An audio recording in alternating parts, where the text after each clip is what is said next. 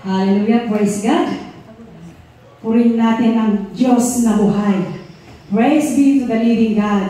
Hallelujah. Kumusta po ang holiday vacation natin, mga kapatid? I hope all is well.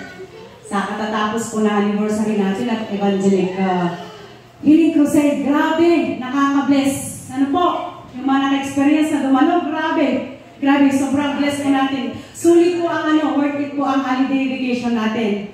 So sa kabila po ng napapanood natin sa mga news na hindi maganda sa Pilipinas, we are so blessed dahil nandito tayo na magsama-sama para pasalamatin ang Panginoon sa kabutihan niya sa buhay natin.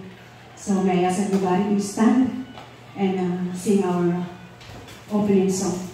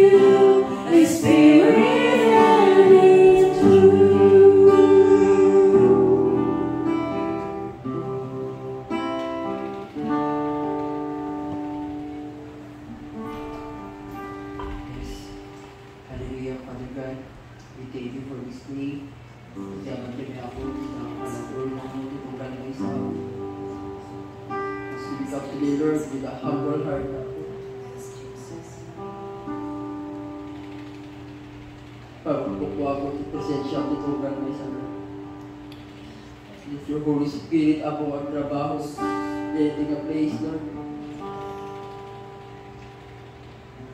As pakawalan na ako dito nga natuturagan ng pasbasulan ni ako. So dito nga makayayo ako na arrive dito matang Lord, cleanse us up before we enter. Kita presensya mo ako, Lord. Dalusap itong garmay sa ako. Kita nga maikari kami ako magdayaw kung ka. maikari kami ako nga agyaman, imangitan kung ka ako. Lord, dalik mo siya kaniti nga service fee, si ka ako tinda nga agputi ako, si ka ako tinda nga trabaho, Lord. Sa tukas na Lord, agawit kami ako nga naplapuan, di agal, naplapuan, di presensya, Lord. Lord, we pray, tinda nga, lukatang tipusit itong galmay sa ako, our spiritual understanding, Lord. At Lord, na makita ni, dahil nga isasaganang ako kada kami. Lord, we thank you for this day. Nagdaulam ako dahil nga trabaho, kabusor. At Lord, agbalik dahil nga service day.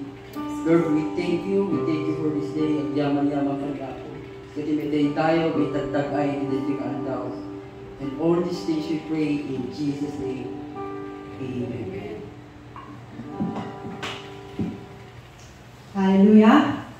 In this time, dumako naman po tayo sa testimony sa mga may gustong ibahagi ang kabutihan ng Panginoon sa buhay niya. Nakaka-bless, nakakaiyak na naman. May mga bagong mukha. Praise God. Hallelujah. Sa mga bago po, baka pwede niyong ibahagi ang kabutihan ng Panginoon sa buhay niyo. Don't be shy. Come in front and share and testify the goodness of God.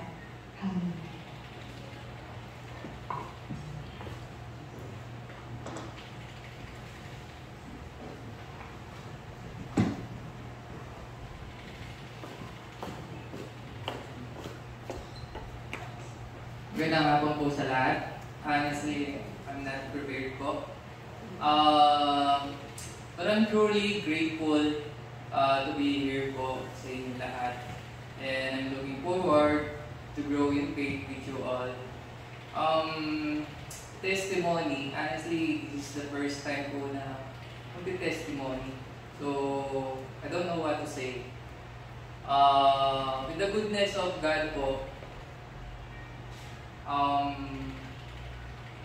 siguro nakikita ko lang sa mga nagtitestimony kapag meron tumatayo dun sa harap na sinishare nila yung mga na-experience pa. We are brother and sisters in faith. So, not by blood, pero nung pumasok po ako dito sa pinto pa lang, I feel at home talaga. Matagal ko na actually pumasok dito sa mga nila bro dyan. Sila sis Ingrid ay dati ko pong kasama sa church nila dito. Kaya lang, sabi ko, ang layo. Kung malapit lang sa inyo, baka pwedeng dyan na lang ako. So, eto po, tinawag ako ni Lord, kaya ako nakarating dito. Praise to God. To be honest with you all, hindi po naging maganda yung buhay ko. Honestly, isa ako siguro sa mga pinakaloko dati. May mga kaso ko akong frustrated murder, mga gano'n. Frustrated homicide. Matapang, parang gano'n ng kabataan. Until God intervened in my life. Nung pumasok po si Lord sa buhay ko, sinuko sa Kanya lahat. Tinalikuran ko lahat ng kasalanan, kaya kahit nasa Korea ako, malayo sa family ko. As in, talagang hindi umiinom, hindi ninigarilyo, lahat ng kasalanan, tinalikuran ko. Thanks God, dun sa mga panahon na mas kailangan ko siya, at alam kong hindi na ako makakahawin sa kasalanan, binago niya yung So, that's all mga kapatid. Yun lang po yung share ko, and thank you very much to all. God bless us all.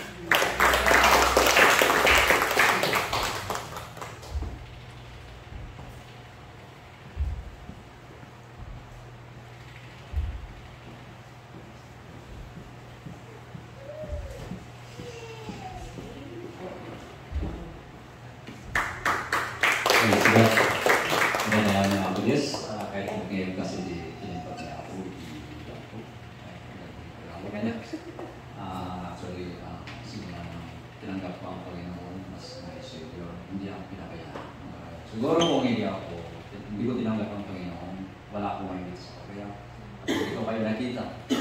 Kaya, yun ang gusto kong ibahagi na okay ng Panginoon. Balik ko ang papurit, salamat sa Panginoon. God bless you, brothers and sisters. Bless you.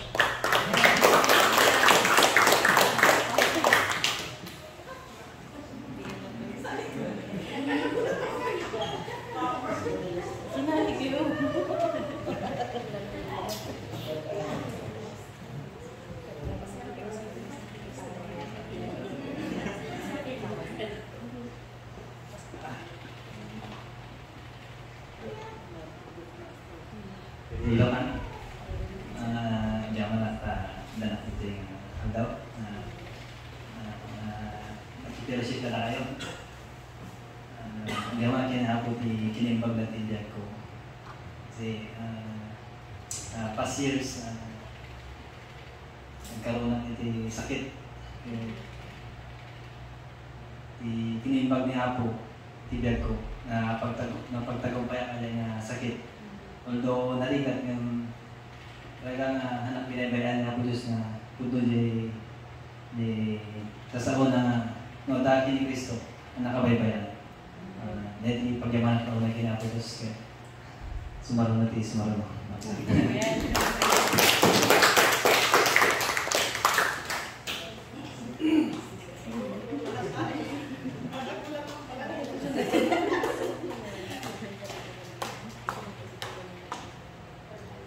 Good afternoon po. Nice to see you again. Okay, so we are so really thankful and thanks God. Nakarating kami ulit, second time around. And I was so blessed kayo lang yung last Saturday, Wednesday. Pang-bilis ng panahon, Sunday na agad. So talagang nabibless kami, natatat kami nung nandito si Bishop at ang warm welcome ng mga brethren dito sa church ninyo. So, ayan, nagaya ulit si Kuya. Balik daw kami dito. So, we're from World Church, and as we know, lahat naman tayo sa Ingrid, mga kilala natin lahat dito, mga kakilala natin. So, testimony ba? Sure. Sa akin lang, I really thank God. Since I was born Christian naman, but then narating ako sa Korea na masasabi natin nag-lost and found. So, nawala. Mga siguro 10 years na nawala, but now I found. So, thanks God for picking me up from the very clay. Diba, lahat naman po tayo dumanas ng mga panghihina. But thanks God na nandito ngayon. Nandito tayo ngayon, active na nananampalataya and be strong to our faith always, because we know na tingnan natin yung nangyayari sa paligid. Mukhang malapit na bumalik ang ating Panginoon. So, we have to encourage everyone to be strong our faith. Yan lang po.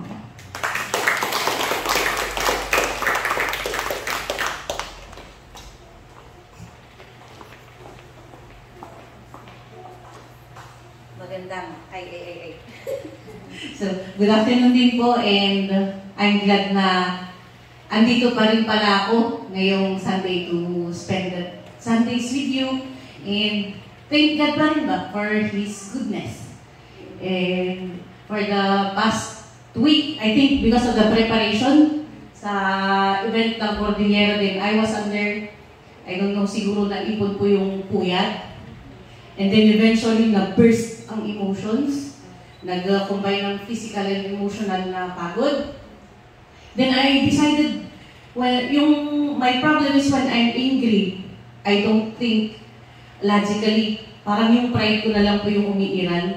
To the point na I think naapektuhan po yung ibang mga kasama. And I really thought na hindi na ako pupunta sa church na to. Kasi I'm planning na to go home, parang to run away, parang yung overwhelming na pagod. But then, on Tuesday night, it's the divine intervention ba? I don't have any plans to join the crusade anymore because I'm feeling down. And then, I know I failed people around me. And then, biglang nag-text si Pastor sa akin, Florence, tumawag pala, pwede bang ikaw mag-MC tomorrow para sa crusade? And then, sige, dahil nabigla ako, sige, Pastor. Pero hindi ako makatulog. Kasi iniisip ko, is this your way, Lord? Para hatakin mo na naman ako pabalik dahil yung pakiramdam ko, yung emotions ko is just too overwhelming. Hindi pa natapos, at 12 midnight na naman, nag-text na naman si Pastor Benny. Florence, can you meet us tomorrow in the KTX? Sunduin niyo kami ni Bishop. We would want to have a breakfast in your house. Yung mga simple na gano'n na, sabi ko, Lord, bakit pa ganito?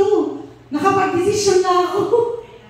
So, I have decided na, to be honest, kasi I have a ticket to go home. Kasi nga, if you are normal din sa mag-asawa kasi yung pag you are too overwhelmed, Sa Ilocano, ipagpapas mo ngayon, jawat mo kinilaki mo. And then, yung araw na pumunta si na Pastor, 2 days na kami hindi nag-uusap ng asawa ko.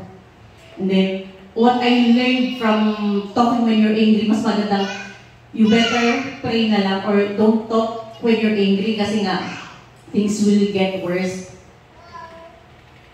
And then to make it short, after that day, after the event, after the crusade, I felt complete healing. So, pati yung asawa ko na ano ba? Naiiyak-iyak. And then also, my father, when he saw the video ngayon, na in-upload ng kasama, parang na-bless, parang yung downtime ko, ginawan ni God ng paraan para ma-lift up ulit ako. Kasi alam niyang, my daughter needed me during this weakest time or during this weakness. And I thank God kasi andyan si na Pastor, na ginamit ni God para ma-pull back ulit ako kasi I was already on the verge of going back. And I'm also glad kasi ngayong araw, sina Kuya Alan, nung nakita ko lang nung Monday sa event gathering ng mga Igorods, tinuloko-loko ko, Kuya, punta kayo sa ano, para ano naman, may crusade, baka gusto mo maki-join sa amin. And then, alam mo, nakaka-bless na nakaka-receive ka ng positive na ano, yes, like that. Tapos kanina, nag-text pa na, anong oras ang service? So, nakaka-bless ba na, although you were down, at least may mga ano pa rin, may mga kasama ka na, they are your inspirations to keep moving forward para sa Panginoon, para walang maiiwan sa atin. Amen. So, all glory belongs to the Lord and maraming salamat at may mga bisita tayong nakita natin ng concert at andito ulit sila.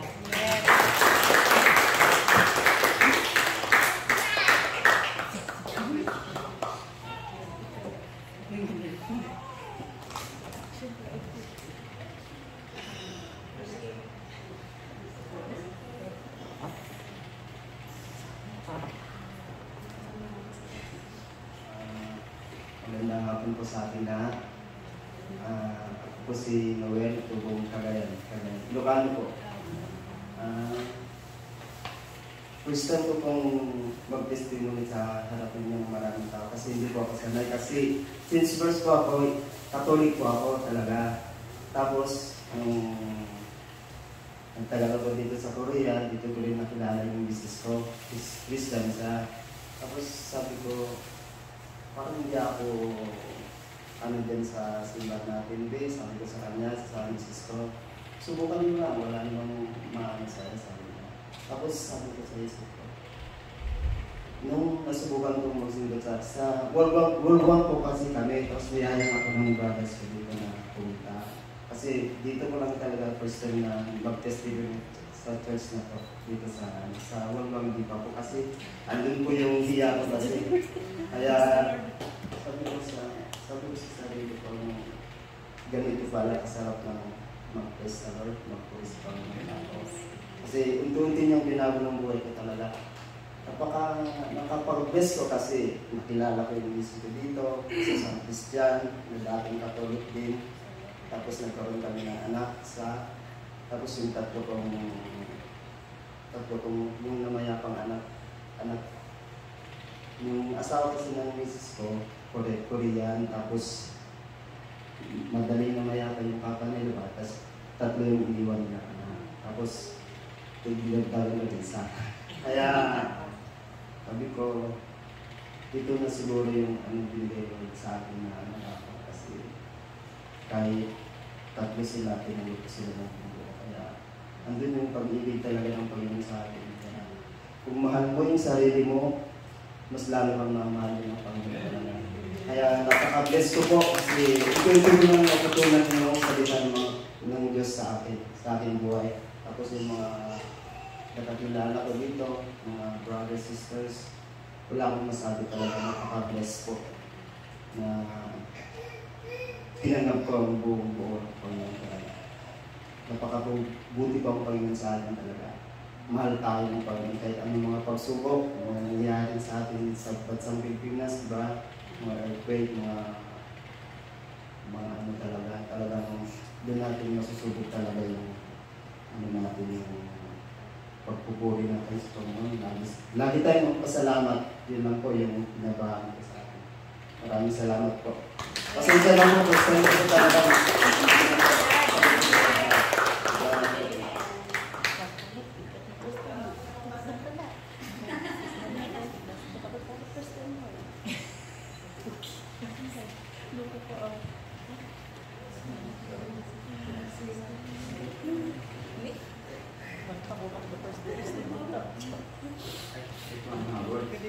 Hello, neighbors.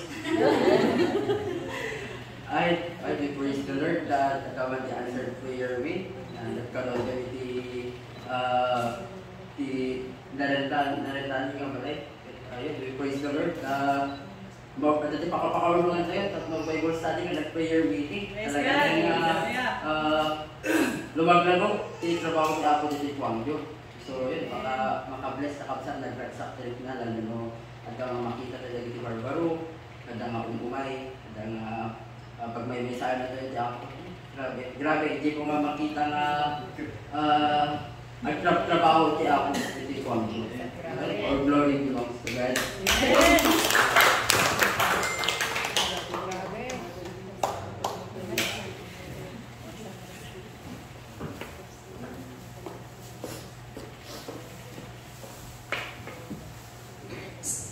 Hallelujah, praise God. Tunay nga po na napakabuti ng Panginoon sa buhay natin. Ano po, na sa kabila ng mga hindi natin ini-expect na nangyayari sa mundo ngayon, nandito pa rin tayo, masigla, sama-sama na magpuri sa Panginoon.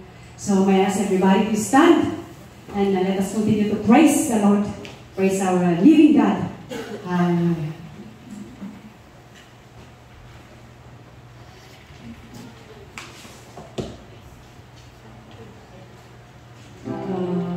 Bro Alan, can you play the bass?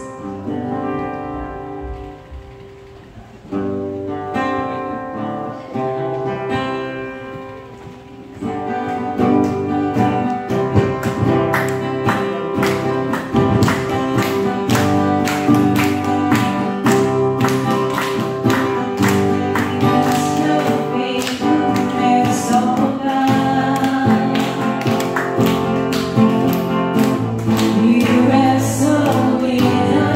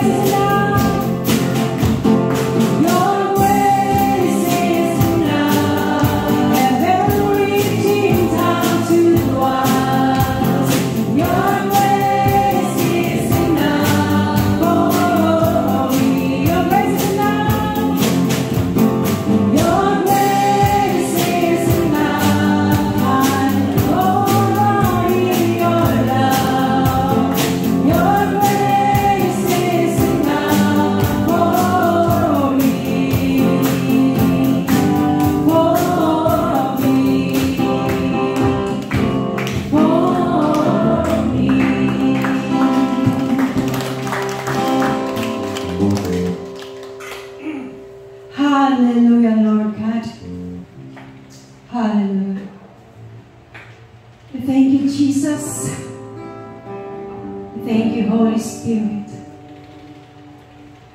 We are welcome, Holy Spirit. Hallelujah. Let's continue to worship the Lord. Thank you for your goodness, oh God.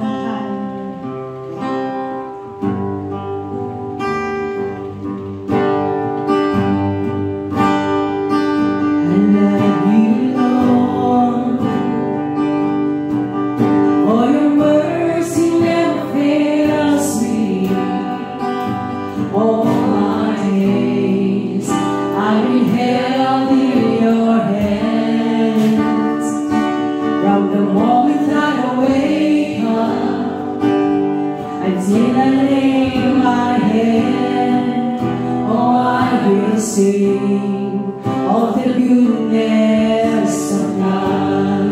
Oh my God. And all my life you have been faithful.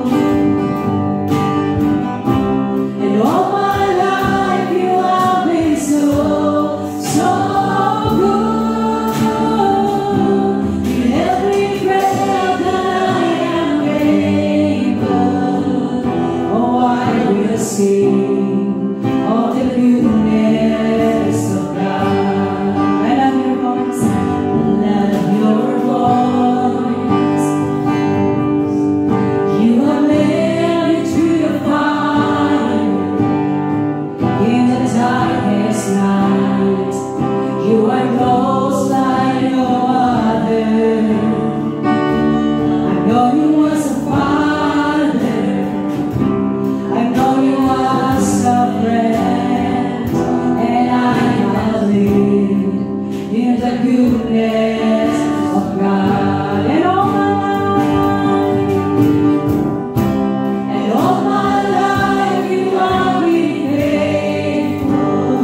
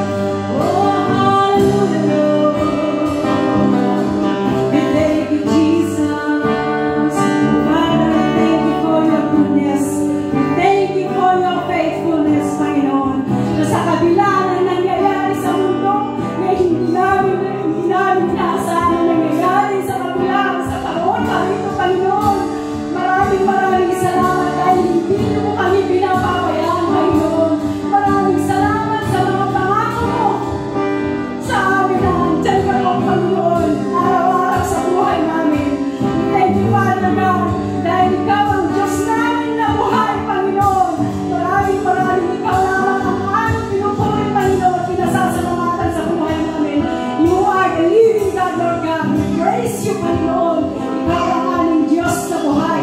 Noon, ngayon, at magpapakailanman. Panginoon, gabayan niyo po kami. Palakasin niyo po kami, Panginoon, sa aming pananampalataya. Teach us, Lord, to hold on to your promises, Panginoon. Hanggang po sa kahuli-hulian ng aming hininga, patatagin niyo po kami, Panginoon, sa araw-araw.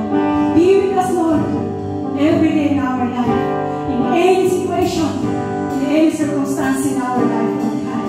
We thank you, Father God. We praise you, God. Hallelujah. We thank you, Jesus. We praise you, God.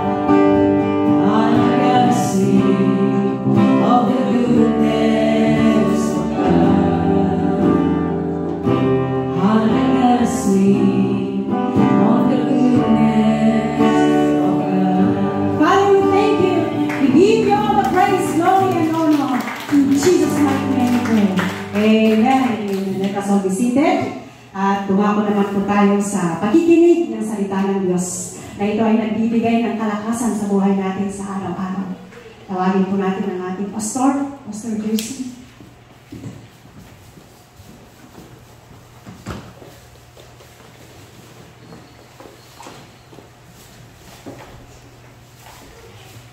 Amen. Praise the Lord. So, bago tayo mag-umpisa, let us pray. Once again, Father God in heaven, we thank you. Kami nagpapasalamat sa Diyos na ito na kami ay makikinig sa iyong mga salita. Lord, dalangin lang po namin na bigyan mo kami ng spiritual na pangunawa sa iyong mga salita na hindi lang namin maunawaan, kundi may sa buhay namin. Lord, tulungan mo kami na buksan ang mata ng aming mga puso, ang aming tainga at kami maranasan namin, Panginoon, ang iyong presensya.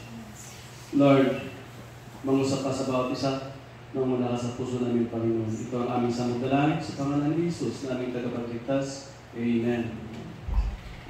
Napaka-buti ng Panginoon. Maraming salamat sa bawat isa. Thank you, Brother Alan. Sa presensya mo, si Brother Alan, batch po nung nag-aaral kami ng foreign language. That was, ilan na? 12 years before. 30 years before, no?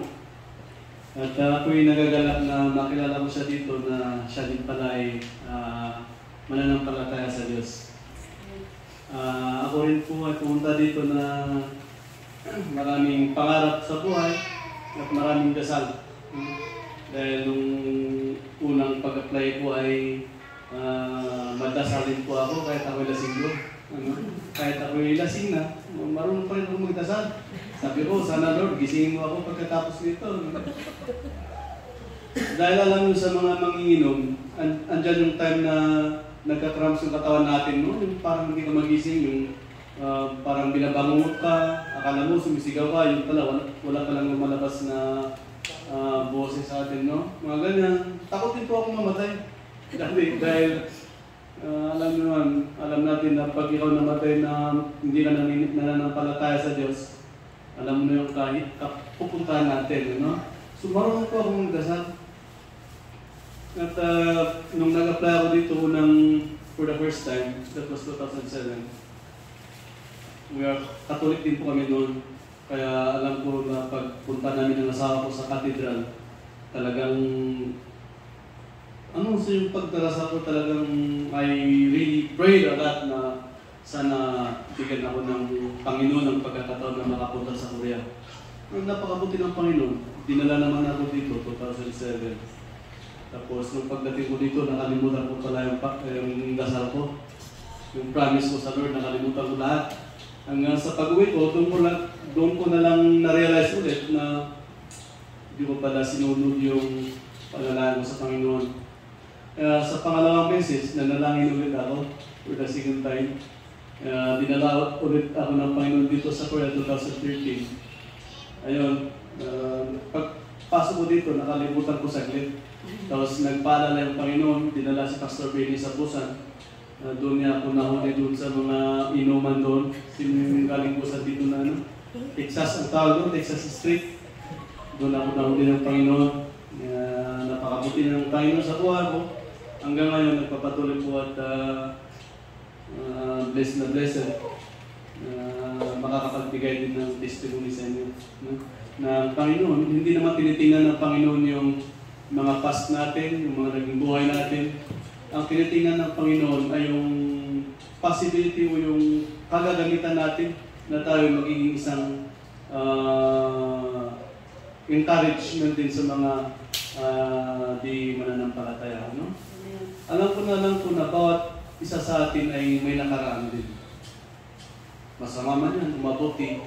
But it's always the plan of the Lord. Sabi niya sa Jude chapter 42 verse 2 at 10, I know that you can do all things, sabi ni Job sa Panginoon, I know that you can do all things and none of your plans can be thwarted.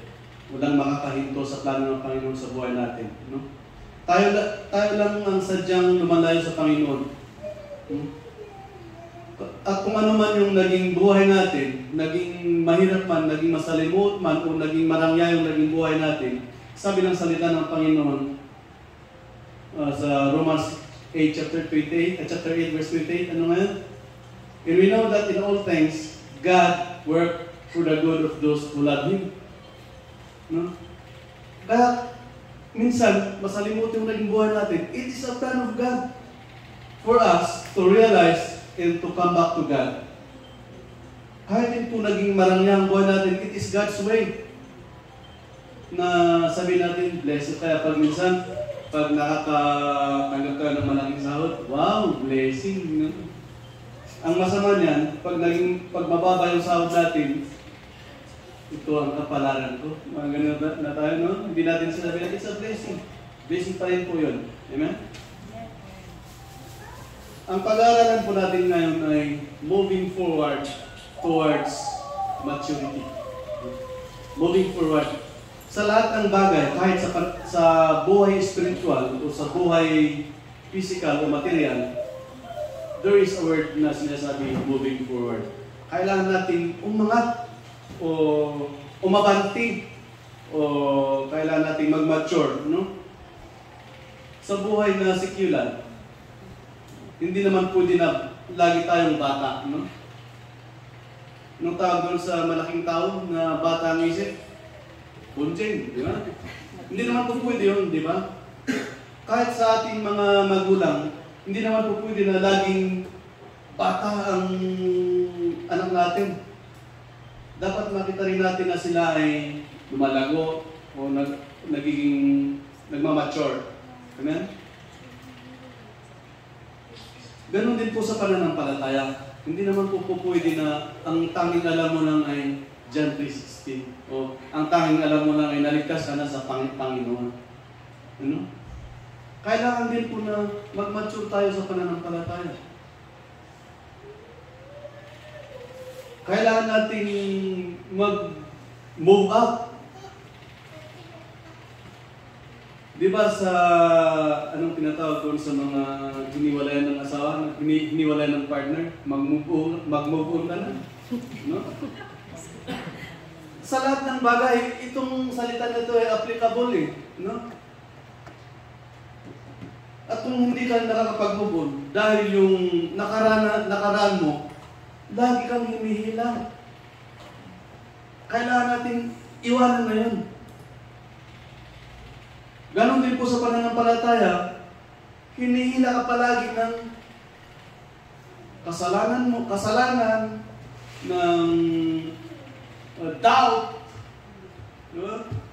Hinihila ka lagi ng sarili mo mismo ang humihila sa'yo towards maturity. Imbis na lalago tayo sa pananampalataya, sarili natin mismo ang siyang nanghihila sa atin, pababa sa ating pananampalataya. Yeah? Ang text po natin is Philippians chapter 3.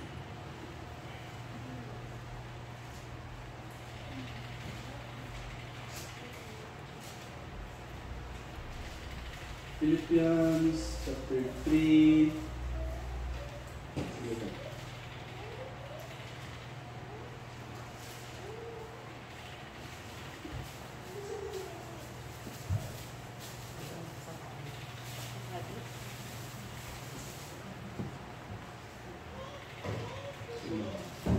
Verse 13.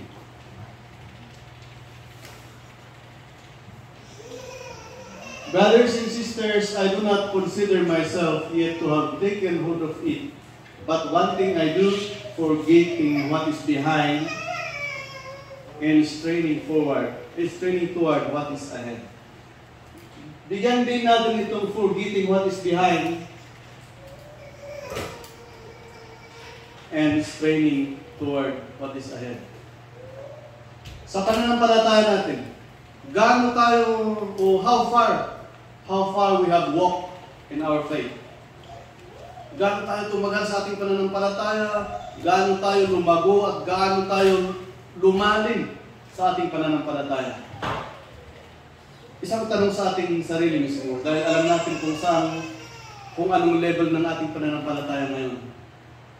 Ganun pa ba nung nag-umpisa tayo na hanggang church na lang, maupo, makinig, uwi, mag-aantay ng linggo, hanggang ganun lang po ba? Or andun na ba tayo sa talagang matibay at lumalago tayo sa Panginoon na hanggang ngayon ay nagpapagamit na tayo sa Panginoon? How long we have been serving God? Matagal na. Minsan, ito rin isa dahil sa tagal mo na nananampalataya sa Panginoon, parang ang feeling mo sa mga bago, wala yan, parang ang layo nila sa akin, di ba? Isa ito sa nanghihila sa ating pananampalataya. You know? Sometimes, nagkakaroon tayo ng pride. You know? Napapansin ko minsan sa church, ang mga matagal ko ng mga kasama, kapag may bagong dating, ganun ang ano nila eh. Ang sa akin kasi, hindi ko ginajudge yung bago dahil may pag-asa silang lumago, baka mas maano pa pala ng palataya nila sa atin. That is how long we have been serving God. Isa pa, is there something we can say what we are now as Christians? May masasabi ba tayo ngayon sa ating pagiging Kristiyano? Hebrews chapter 6. Hebrews chapter 6 verse 1. Therefore, let us move beyond the elementary teachings about Christ and be taken forward to maturity, not laying again the foundation of repentance from acts that lead to death, and of faith in God. Sabi ng salita ng Panginoon, let us move beyond elementary teaching. Ano itong mga elementary teaching? These are the foundations of faith, repentance, faith, forgiveness. Sabi niya, let us move beyond. Huwag tayong babalik doon sa ilili at parang nag-uumpisa tayo ng ating pananampalataya. Ang bahay, pag pinapatayo yan, pag naglagay ka na ng foundation yan, at naisiminto na, hindi na pwedeng hukayin yan. No? Magastos. Sa pananampalataya, pag nag-umpisa ka na, huwag mo nang balikan kung saan ka nag-umpisa. No? ituloy na natin yan. Mahirap ang nanampalataya ka na lumago ka na sa pananampalataya mo, tapos babalik ka pa. Yeah.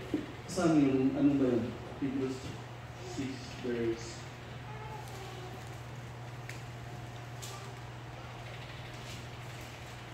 May sinabi doon eh.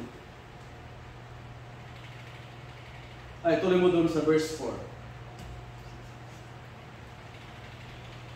It is impossible for those who have once been enlightened, who have tasted the heavenly gift, who have shared in the Holy Spirit, ituloy mo, verse 5, who have tested the goodness of the Word of God in the powers of the coming age, next, in who have fallen away to be brought back to repentance. Mahirap sa isang nag-umpisa na lumago sa pananampalataya at bumagsak ulit sa pananampalataya. Sabi niya, to their loss, they are crucifying the Son of God all over again. Pag isa ka ng ganap na mananampalataya, tapos bumalik ka pa, nag-backslide ka pa, parang pinapakumulit ang Panginoong Diyos. No? Parang sabi niya, parang ipinapako na ulit natin ang Panginoong Diyos all over again in subjecting Him to public disgrace. Alam mo yung sinasabi niya? Subjecting God to public disgrace. Parang pinapahiya natin ang Panginoon sa publiko. That is why kailangan nating move forward, no? Andun man yung time na bumabagsak tayo sa pananampalataya dahil tao lang tayo, makasalanan tayo. Ang masama niyan, pag ikaw nang bumagsak ka na ng ulti, tapos tuloy-tuloy ka pang nag-backslide, yun ang mahirap. Sabi nga, parang ipinapako natin ulit ang Panginoong Hesus at pinapahiya natin siya sa publiko. Amen? So let us move forward. Pag may time na parang tayo ay nagkaroon ng pagsubok sa ating pananampalataya, magtuloy lang tayo. Just pray, and God will do the rest. No matter what we are and what we have become, and no matter the level of our faith, it is important for us to grow more in our faith. All the more. Bakit? Because the coming of our Lord is near. No? Kung kailan malapit na ang pagbalik ng Panginoong Hesus, tapos magbabackslide pa tayo, sayang. Maalala ko yung tatay ko. Ang tatay ko, magsasaka po kasi yung tatay ko, pag nagtanim niya ng gulay, maganda sa umpisa, inaalagaan. Tapos pag nangalahati na, yung sinusumpong ng tamad, hindi niya inalagaan masyado, hanggang sa hindi na tutubo, hindi na magbubunga yung tanim. Tapos pag anihan na dapat, mahal pala ang presyo, sorry sa tatay ko. Doon na lang yung regrets na sayang. Kung itinaloy ko lang sana, may makukuha ko, may anin ako, may papakain ako sa pamilya ko. Okay lang yan dahil sa buhay lang dito sa mundo yan, paano pag sa pananampalataya. Sayang, ang laking sayang. That is why we need to grow forward, magpatuloy lang tayo. Amen? Before we start, let us evaluate ourselves. Most of the time, I always evaluate myself. Dahil lagi akong nagumabagsak sa pananampalataya. Andun yung time na, okay, bakit ko nagawa yun? Bakit ganun? Lalo sa buhay ng isang magulang, nakasama mo ang pamilya mong anak mo, di ba? Kunting, ng anak mo, sigaw, galit. Nakakapagbita tayo ng mga salita na hindi nararapat. Tapos pagkatapos niyan, Lord, sorry. Let us always evaluate ourselves, our faith. Sabi niya sa 2 Corinthians chapter 13, verse 5. 2 Corinthians chapter 13, verse 5.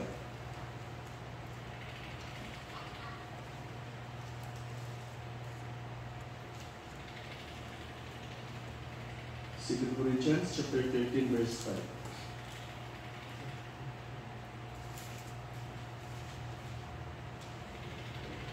examine yourselves to see whether you are in the faith. Test yourselves. Do you not realize that Christ Jesus is in you? Unless, of course, you fail the test.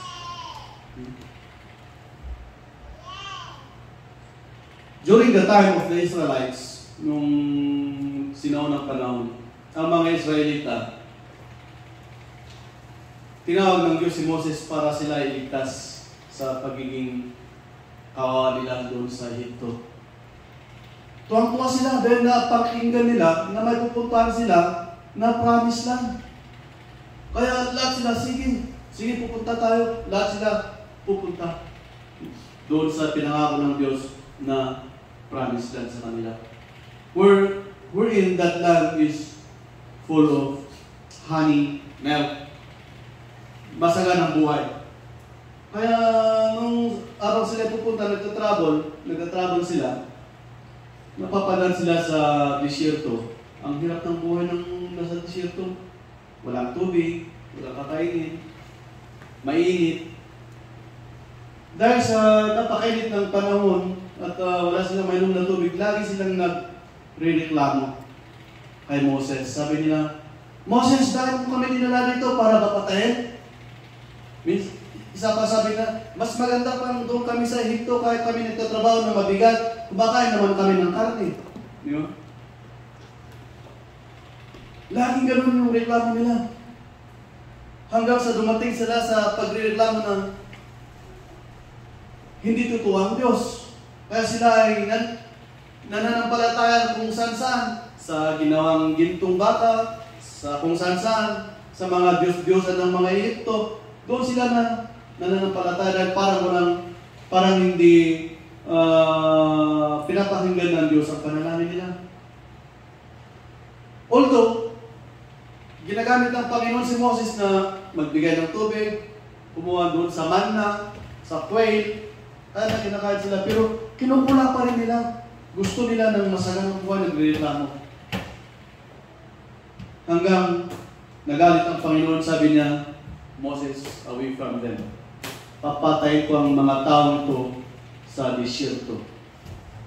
Pinatay lahat ng mga lumabas na Israel sa disyerto. Ang nakapasok sa promised land ay yung mga second generation, yung mga anak na mga galing sa Egypto. No? That is how also nangyayari sa pananampalataya ng mga Kristiyano ngayon. We are murmuring, sometimes we curse. Sana hindi babalik yung ganong gawain ng Diyos sa mga Israelita sa mga mananampalataya ngayon. Maraming nagsasabi, naligtas tayo ng grasya. Yes, we are saved by grace. But we need to obey God's commandment. We don't believe in the once saved, always saved. Kailangan nating sumunod sa kautusan ng Diyos, sa kagustuhan ng Diyos. That is why when we are murmuring in our faith, nagmumurmur tayo lagi sa ating pananampalataya, kailangan nating magising. Kailangan natin magpatuloy huwag tayong magmumurmur. Just entrust to God everything. Amen? So we need to move forward. During this time, dito sa Philippians chapter 3, pakibalik na doon. This was how Paul na naging magandang ehemplo ng isang Kristiyano si Apostle Paul. You know? Sabi niya, brothers and sisters, I do not consider my sa verse 1.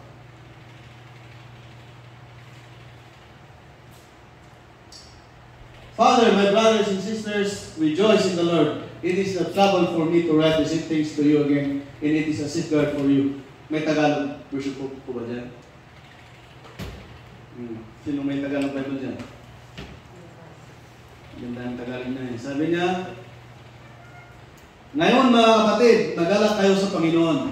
Hindi ako magsasawang sabihin ito ng paulit-ulit dahil para ito sa kabutihan ninyo. Sabi ni Apostle Paul. Next verse.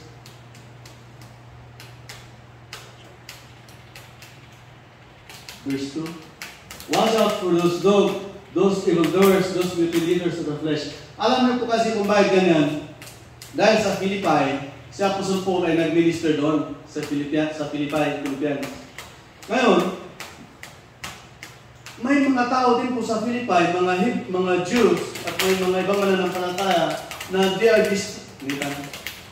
siguro. May mga Jews doon na sinisira yung katuruan ni Paul. Ipinagpipilitan nila yung kautusan, yung the law of Moses, na kailangan nilang matuli para masabi na isang anak ng Diyos. Kaya si Apostle Paul, sumulat sa mga taga-Philippians, sabi niya, watch out for those dogs, tinutukoy niya yung mga Jews. Those evildoers, those mutilators of the flesh. Pag sa Tagalog ko, ito yung hinihiwa yung yung ang tawag doon, circumcision? Tuli. Yan.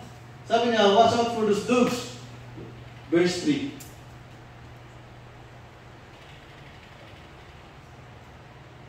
Pun mo lahat yung buong Philippians chapter 3. For it is we who are the circumcision, we who serve God by His Spirit, who boast in Christ Jesus, in whom put on confidence. Kaya pag sinasabing tuli in the New Testament, it is the people who serve God by His Spirit. No? Sabi niya, kasi tayo yung totoong circumcision, hindi yung hinihiwa yung laman. Sabi nila. At mamapuri kay Kristo Jesus at walang anumang pagkakatiwala sa laman. Next verse. Bagaman kato, pakibalik mo sa English. Sorry. Sabi ni Paul, huwag kayong maniwala dyan sa mga na yan. Sabi na though I myself, sabi niya, I have reasons for such confidence. If someone else, sabi ni Paul, may rason ako, may pagmamayabang ako, sabi ni Paul. Kung sabi na, if someone else thinks they have reason to put confidence in the flesh, I have, or sabi ni Paul, may pagmamayabang ako. Kung sinasabi ng mga Jews na yan, na sila ay may pagmamayabang, mas meron ako, sabi ni Paul. Next verse. Tagalog na naman. Circumcised ito yung kung bakit sabi ni Paul na may pagmamayabang siya. Dahil dati isa siyang Pharisee, no? Circumcised on the 8th day of the people of Israel. Ito po kasi yung mga parang gawain o pananampalataya ng mga sinauna ng mga Jews. Kailangan ma-circumcise. Kailangan you're a member of the 12 tribes of Israel. Kailangan ikaw ay Hebrew at ikaw ay Pharisee. Kaya si Paul, ganito si Paul. He was circumcised in the 8th day to the people of Israel. He was a tribe of Benjamin, a Hebrew, and a Pharisee. Kaya sabi niya, may pagmamayabang ako kung tutuusin. Pero next verse, sabi niya, as for the sin, persecuted the church, as for righteousness based on the law of all flesh. Sabi niya, kung sa law of Moses man lang, I'm righteous, sabi niya. Sinusunod niya lahat ng mga law of Moses. Next verse. But whatever were gains to me, I now consider loss for the sake of Christ. Lahat ng mga may pagmamayabang ni Paul, sabi niya, kinakalimutan ko ang mayan for the sake of Christ. Ganon din po tayo. Marami tayong pwedeng may pagmayabang sa buhay natin. Marami tayong pwedeng sabihin na karapat dapat tayo sa harapan ng Diyos. Siguro mayroon sa atin nakatapos ng pag-aaral, batasan ng pag-aaral. Sabi ni Paul, for the sake of Christ, para sa atin din, kalimutan na natin ang mga yan. Very humble, no? It's humility.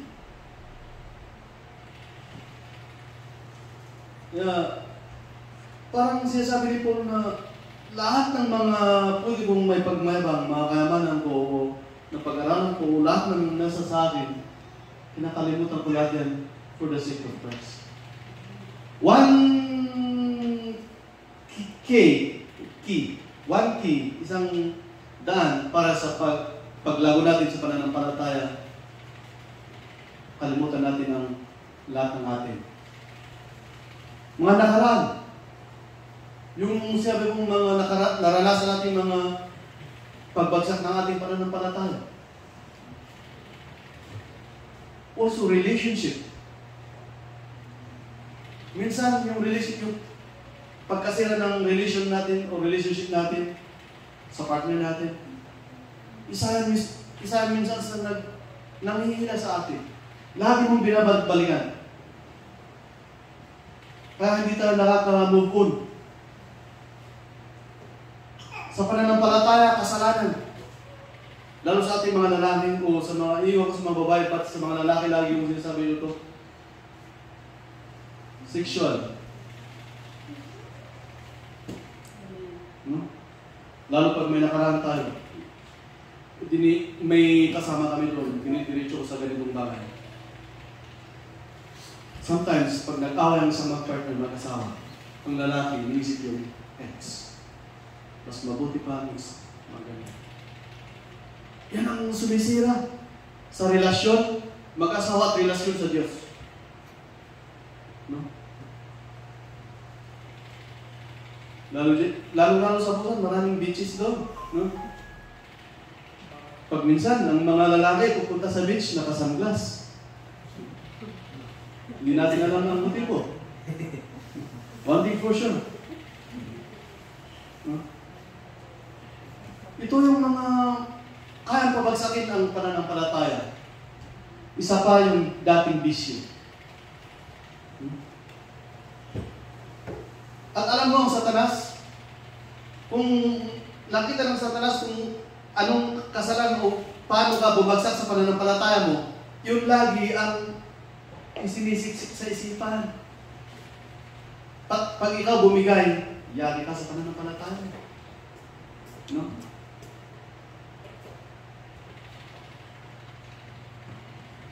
How to grow, how to move forward. Sabi nilang nabasa natin kanina, balik mo doon sa verse 13.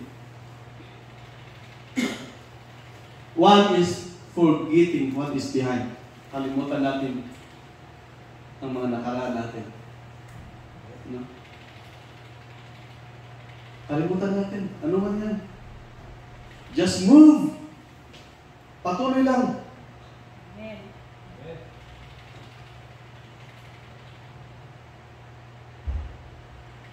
Patuloy na yung tatay ko sabi ko. Ang tamad, pag sinumpong ng tamad, hindi talaga nalagaan yung kanyang tanim. Tapos pagdating ng anihan, sakit sa ulo. Laking panghihinayang. Pero pag sa pananampalataya, ganun din tayo. Kalimutan natin yung mga nakaraan natin. Magpatuloy lang tayo. Isaiah chapter 43.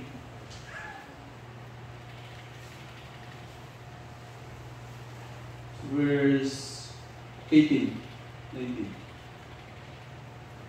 Forget the former things. Do not dwell on the past. Sinong mga kaibigan dito na nag-doon pa rin, bumabalik-balik pa rin sa mga nakaraan? Alam nyo, bilang isang manginginom din, minsan, yung bahay pa naman namin, dumadaan kami ng Texas. Pauwi sa amin, Texas Street Road sa Busan. Minsan, pag naalala ko, lalo pag galing ako ng panggabi, minsan, hanggang 1:30 ako ng gabi, parang magandang pasyalan ulit. Alam niyo yung isip ko natin nung nag-umpisa ako, parang gusto kong babalik doon balik ako sa Texas para I will evangelize ko yung mga kasama ko doon. Hindi po pwede yan. Kailangan sila gayahin mo doon sa church. Hindi pwede ako pupunta doon. Yan. Malakas ang kapit ng demonyo doon. No? Ikaw mahihila doon. Kaya pag nagkaroon tayo mga bisyo natin, huwag nating pagmusubukan sa pinihirap. Ano ito, no? Alam mo, yung lagi ko may kukwento ito sa pagsasubal. Kapag ikaw nakiupo doon sa mga magsusugal, kahit sabi mo na ikaw na yung nagbago. Mamaya, titingin-tingin ka lang. Tapos, naglalaro sa puso at isip mo, yan na, ganito, yan. Mga ganyan ka na. Mamaya, lumalapit na ang kamay mo, yan o. Mamaya hawak mo na yung card, ikaw na yung nakikilaro. No. Sa inom, sabi mo, punta ako doon kasi birthday naman, kaibigan ko yun. Okay lang naman kasi nagbago naman na. Pagkatip mo doon, uupo ka, siya tayo pre. Ay, hindi pwede, nagbago na ako. Maya, may oras pa. Sige, mamaya pa ako. Pero mamaya, siya to pre. Sige, kunti lang. Mamaya, meron na naman. Di ba, kaya ko naman yung sarili ko. Uwi ako ng ganitong oras. Maya, meron pa. Hanggang sa nahihilo ka na. Ikaw na yung maingay ngayon. Ganyan ang kasalanan. Ganyan ang Satanas. Marunong ang Satanas. Hindi naman yan basta pupunta na, ako si Satanas, alito. Hindi mo ganyan yan eh. Gagawa ng paraan yan para ikaw ay malaglag sa kanyang palataya. Do not dwell on those past. Huwag mo nang subukang balikan pa. Baka sabihin mo, subukan ko yung pananampalataya ko. Ngayon baka ikaw na talaga nasubok. No? Totoo lang. Kailangan natin iwasan mga ganyan. Kaya masabi niya sa Ephesians do not give a foothold to the devil. Huwag kang magbigay ng puwang o kunting butas na makakapasok ang diabo. Yung pastor namin nung nakaraan, alam niyo kung paano nakapasok ang Russia sa Ukraine, dati umpisa. Meron doon part sa Ukraine na hindi nakakala na parang hindi pinapansin ng mga tao. Kaya hindi masyado binabatan ng mga sundalo ng Ukraine. Kaya ang focus nila doon sa border. Hindi nila alam, doon sa kunting doon pumasok ang mga Russian. Doon nag-umpisa ang away. That is why do not give a foothold to the devil. Kasi makapangyarihan dito ang diablo. Pag bibigyan natin ng butas yan upuan na makapasok sa atin, ay, baka hindi na natin makayanan. Amen? 2 Corinthians chapter 5, verse 17.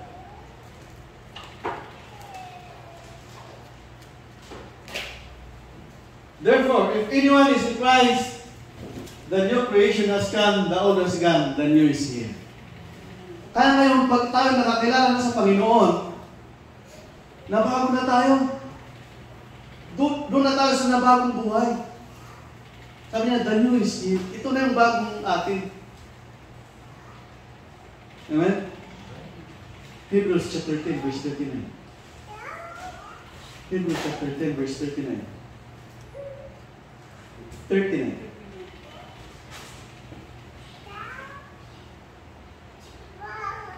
Oy, ito. We do not belong to those who shrink back. Kristiyano na tayo, nabago na tayo. Amen? And are destroyed, but to those who have faith in our saved. Doon na tayo sa naligtas. Naligtas na tayo. Amen? Praise the Lord. Ano pa? Ano pang mga paraan para tayo ay makamove forward? Balik mo doon sa Philippians chapter 3 verse 13.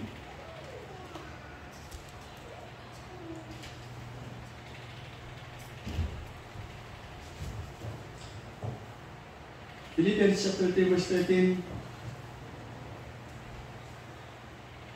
Brothers and sisters, I do not consider myself yet to have taken back all of it, but one thing I do, forgetting what is behind and straining forward. Straining forward.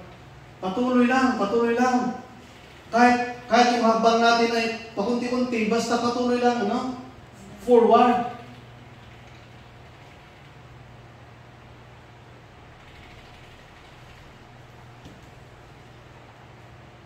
Dahil pag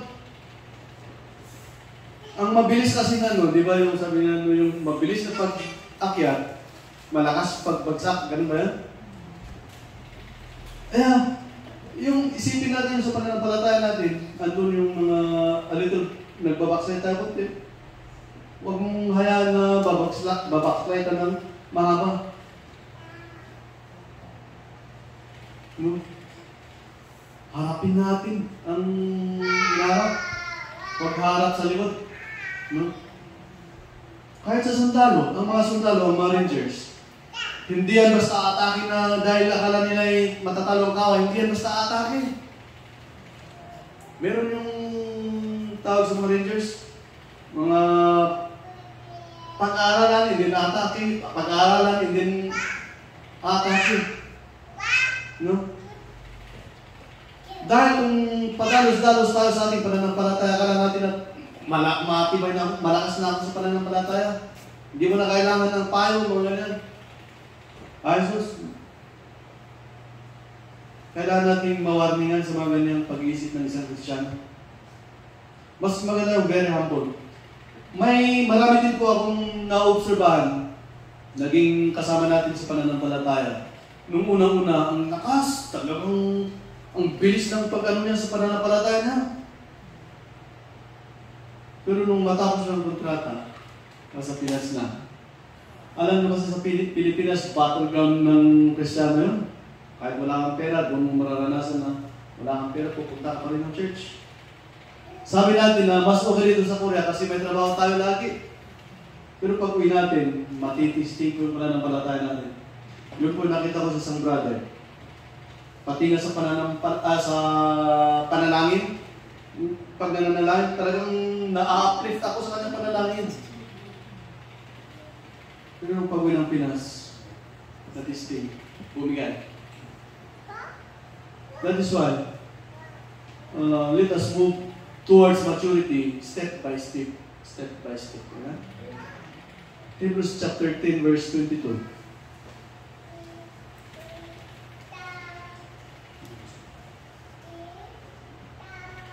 Let us draw near to God with a sincere heart and with a full assurance that faith brings, having our hearts sprinkled to cleanse us from a guilty conscience, and having our bodies washed with pure water.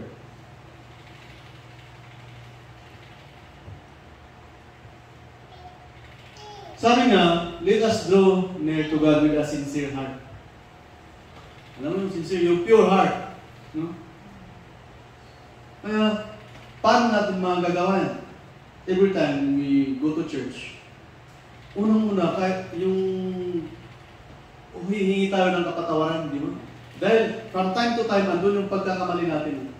That is why every time we go and meet God, there is yung sana hihingi tayo ng kapatawaran, no? And with a full assurance that faith brings, having our hearts sprinkled to cleanse us from a guilty conscience. Alam niyo yung mga Israelita, sinuunang panahon, bago sila papasok sa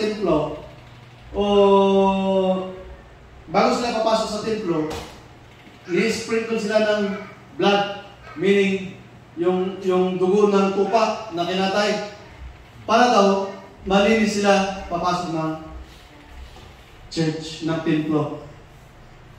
Sa atin ngayon is the Word of God. Yun po yung naghuhugas sa atin. Having washed with pure water, I forgot that verse.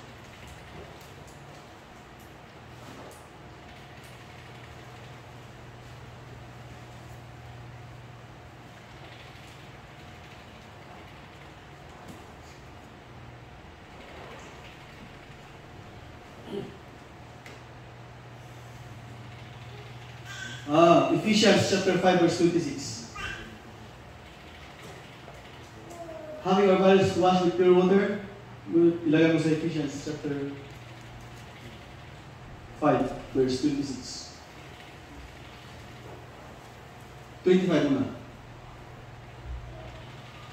Husband, love your wife just as Christ loved the church and gave himself up for her. It's verse 26. To make her holy, cleansing her by the washing with water through the word. No? Salita ng Panginoon po yung naghuhugas sa atin, sa ating mga kasalanan. No? Okay, no?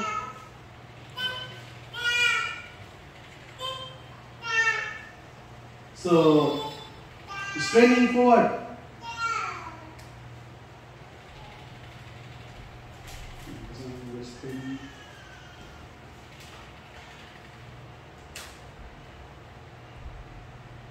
Let us draw near to God with a sincere heart and with a full assurance that faith brings, having our heart sprinkled to cleanse us from guilty conscience and having our bodies washed with pure water. Let us hold, verse 23. Ephesians chapter 10, verse 23. Tuloy natin yung 22 kanina. Straining forward pa rin po tayo. Hebrews chapter 10, verse 23.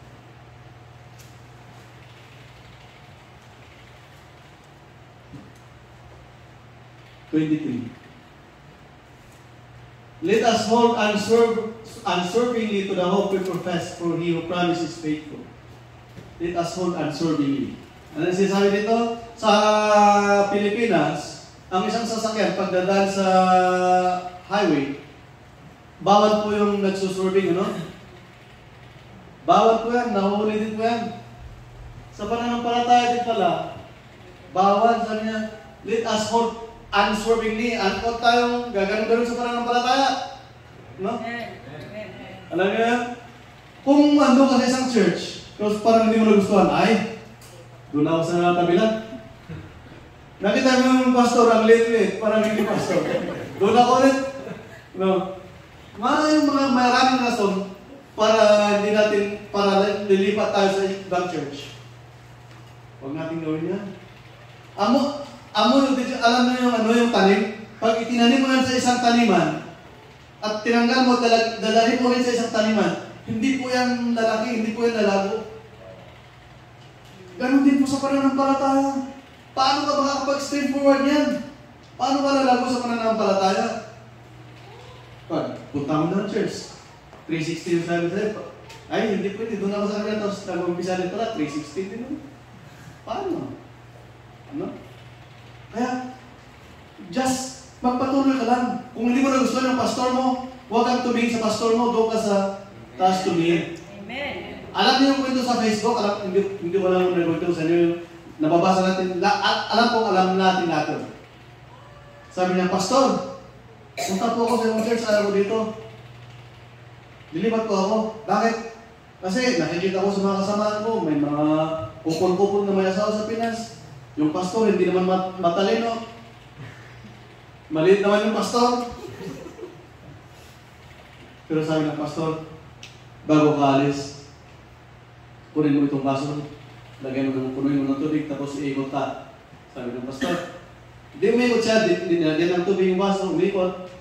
Umikot hanggang sa dumating sa pastor. Sabi ng pastor, musta, may natapon pa sa tubig? Wala po, pastor. Bakit? Kasi doon siya nakatuon sa baso niya.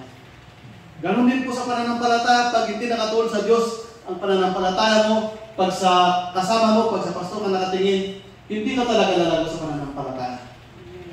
No? Sa Diyos po tayo mag-focus. Amen? Amen. Praise God. Balik mo doon sa Philippians chapter 3 verse, last na tayo. Philippians chapter 3 verse 14 na. Malapit na tayo matapos. Baka inantok na tayo. I press on toward the goal to win the prize for which God has called me heavenward in Christ Jesus. Ito yung pangatlo. Press on toward the goal. Ano ibig sabihin? Kung may, alam nyo kasi pag may plano tayo na gusto nating ma-reach, no? Di ba? Talagang pinag-igihan natin. And what is our goal being a Christian? Di ba? Di ba dahil doon sa pinangako ng Diyos sa atin na eternal life? Doon tayo mag-focus.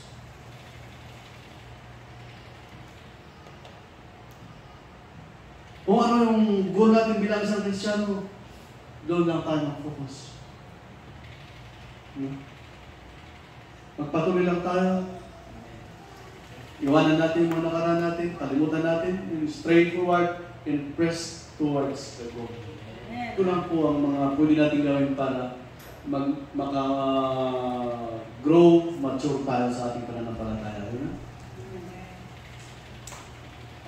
Conclusion. 1 Timothy chapter 6 verse 12 siguro. 1 Timothy. Fight the good fight of faith. Take hold of the eternal life to which you were called when you made your good confession in the presence of many witnesses. Sometimes itong testimony natin, kailangan natin panghawakan. Let us fight the good fight of faith. Makikita natin yan nakalagay sa mga malapit ng tabaw, mga patay, mga kabaw, fight the good fight of faith. Kahit alam mo kung lalo yung tao na yun nagpatay pala sa pagiging barumbado. Tapos fight the good fight of faith. Ano ba yung maisip natin? Kaya mas maganda, gawa tayo ng legacy para pag tayo na wala na dito sa mundo. Napakaganda ng image natin na binabasa ng mga tao. Let us fight the good fight of faith. I know na every Christian, dahil sabi sa salita ng Panginoon na lahat po ng Kristiyano ay makakaranas ng pagsubok. And I know that one day in your life, bilang isang Kristiyano, makakaranas ka na. That is why I always encourage na let us continue to serve God, whatever happen. Lalo-lalo na ngayon, di ba natutunghayan natin yung mga, this is the generation that we are natutunghayan na o nakikita na natin yung mga signs of the end times. In the Philippines alone, nakailan na tayo ng lindol. Pagbasahin natin yung Matthew chapter 24, Luke chapter 21, in Mark chapter 13, iisa lang po ang sinabi doon. Nung nagtanong yung mga disipulos na, Lord, ano po yung tangi-tayo, ano po yung mga signs na ikaw ay babalik muli? Nagsabi ang Panginoon, kung basahin nyo yun, all those signs. Siguro nung sinauna pa, meron na yung mga ganong pangyayari, mga digmaan, mga lindol, taggutom. But ngayon, intense na eh. Magkakasunod-sunod na. Hindi natin alam kung kailan. Hindi po nagsabi ang Panginoon kung kailan siya babalik, pero nagbigay siya ng mga signs. At tinuruan naman po tayo ng Panginoon, binigyan tayo ng wisdom para ma-discern natin kung kailan ang pagbabalik ng Panginoon. Amen? Hindi po ako nananakot. Gusto ko lang i-uplift ang bawat isa sa atin that we will serve all the more. Kung paano tayo nag-umpisa, mas pasa na ngayon. Dahil hindi natin alam. Kung hindi man babalik ang Panginoon bukas, ang buhay natin, hindi natin alam kung kailan matatapos. Kaya kung tinitingnan natin ang kabaw, hindi naman yung isang size yan. May maliit na size ang kabaw. Dahil kahit bata na mamatay. Amen? Magpatuloy lang tayo mga kapatid. Wala man tayo dito, kahit saan man tayo mapagpad, let us serve God. I'm serving Him. Amen? Praise the Lord. Maraming salamat sa pagkinig. Let us pray. Hallelujah, Father God in heaven, in the name of Jesus, we thank you for your words, O Lord. Nawa, Panginoon, silyuhan mo itong salita ko sa aming puso at darating yung time na kailangan namin ay i-reveal mo ulit sa aming Panginoon. Give us more wisdom, Father God, so that we can discern your second coming. Lord, teach us, help us in our faith. Make us more stronger, Father God. Thank you, Lord. Marami po kami gustong hingin sa iyo, O Lord, but because of dahil kami ay tao lamang, Panginoon, but you know the desires of our heart. At itinataas namin sa iyo ang aming puso, ang aming desire, ang aming buhay, Panginoon, because we know that in the end of the day, ikaw po ang siyang nakapagbigay ng naayon sa aming sinabuhay dito sa mundo. Thank you, Lord. Ito po ang aming sawad dalangin sa pangalan ni Jesus na aming tagapagligtas. Amen. Amen.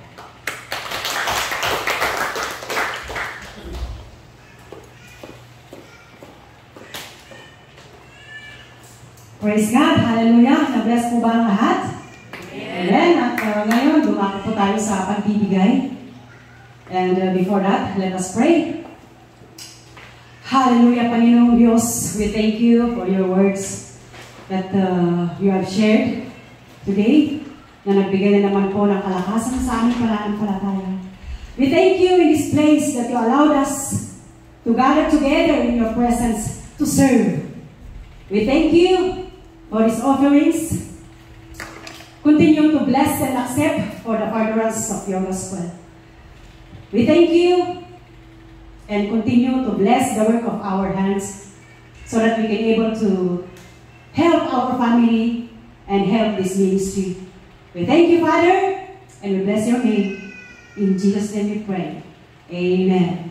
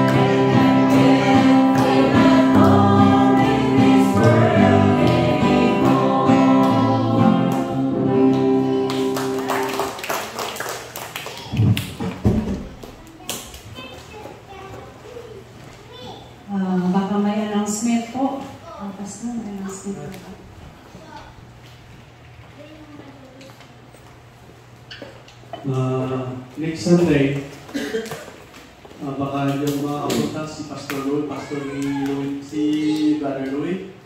Na-install na po siya, pastor siya ng Guminga. So baka siyang pupunta dito next Sunday. Kasi doon kami sa Guminga, mag-join po na kami.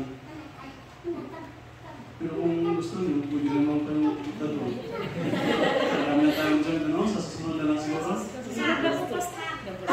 So yun po si Brother Louie ang meron dito. So meron pa rin po tayong service dito, the same time.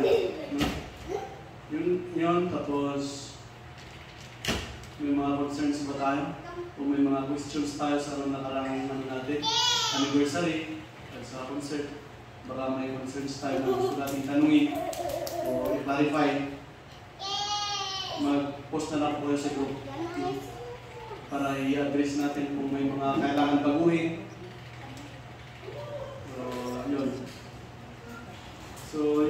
ko muna yung mga announcement natin na yan. Baka adati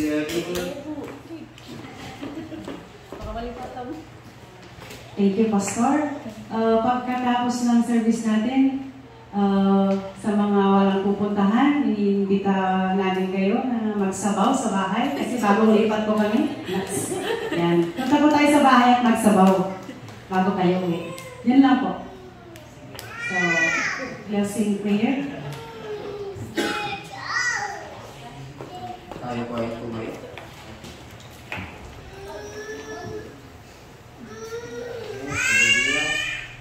Father God, we thank you again po. Di ang magkakita na nasa service ni. We thank you, Lord, for the victory. Thank you for your presence, Lord. Tinutugtog itong galmay sa ako. Di adal ako, we thank you kasi tingnan na adal ni Lord. Siliyo ang ako, puso itong galmay sa ako. Kasi trouble ko, adalang mapalulit nila ito, adalang malasatan dito na ito yung testing o may hindi pamati ni Lord.